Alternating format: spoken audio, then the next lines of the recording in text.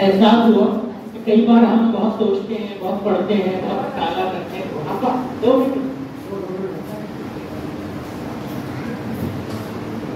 रूमी का शायद एक जिक्र याद रूमी का होना चाहिए मेरे ख्याल से, फारसी का, कि बगिंदे नुक्ते खूबसूरत परकार भी रखा, मेरा ख्याल स्पेशल गुमान।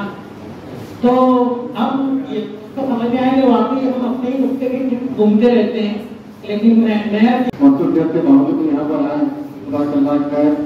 और आप तमाम उस्तादों टीचरों का खुदा का लाख है कि आप दुआ के लेकर अपनी दोपहर तक यहाँ बैठे हो, क्योंकि ये एक मकसद के तहत यहाँ आपको बुलाया गया है और आप भी यहाँ पर आए हो।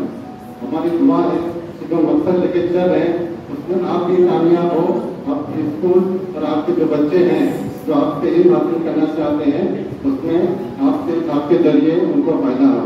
हमारी दुआ है आगे हमेशा खुश रहो, मुस्कुराते रहो। अल्लाह।